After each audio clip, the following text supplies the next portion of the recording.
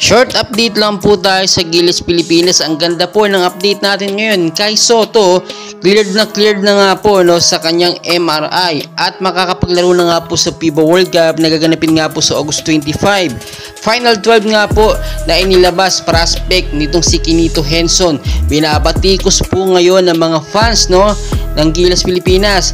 Ayon po kasi sa kanyang pahayag at nakita naman natin sa kanyang pinakitang prospect Final 12, wala po doon, hindi niya isinama itong si Renz Abando at mas magaling pa nga daw po ang Ravena Brothers, si CJ Perez at ang ibang mga Gilas player. Kung ikukumpara po dito kay Renz Abando, wala pa daw po masyadong experience itong si Renz Abando kung ikukumpara sa Ravena Brothers, which is alam naman daw niyang naglaro na sa mga international game noon sa FIBA World Cup. Sa pagkakataong ito, hindi nakapayag at hindi talaga napakali ang mga fans ni Renz Abando.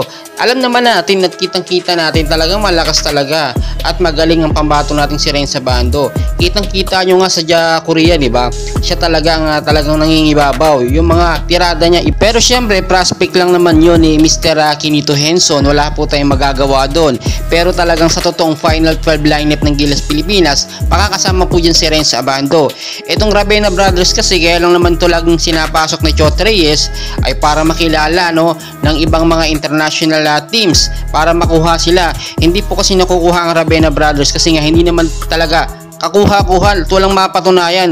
Hindi po kagaya ng ilang mga Gilas player tulad ni Kai Sotto, Renz Abando, marami na po napapatunayan yan sa mga laban nila international at nakita po natin yan. So tuloy-tuloy pa rin po ang Gilas practice at nakita nyo po 5v5 nagsimula pa po nung Friday pa at kahit wala pang MRI resort si Kai Sotto ay sumasabak siya kasi kampante si Kai Sotto na talagang all good siya 100% at kayang-kaya sumabak. Dito po kasi sa FIBA World Cup, kailangan pong galingan ni Kai Sotto at magkaroon siya ng mahabang playing time, exposure po niya para mapansin din ng mga NBA teams. Kasi nga ngayon pinag-uusapan talaga mainit na mainit ito nga two-way contract ni Kai Sotto at posible nga daw po yung sa Los Angeles Lakers dahil nga po sa nag-viral na post ng tatay ni Kai Sotto. So napakarami pa nating dapat abangan.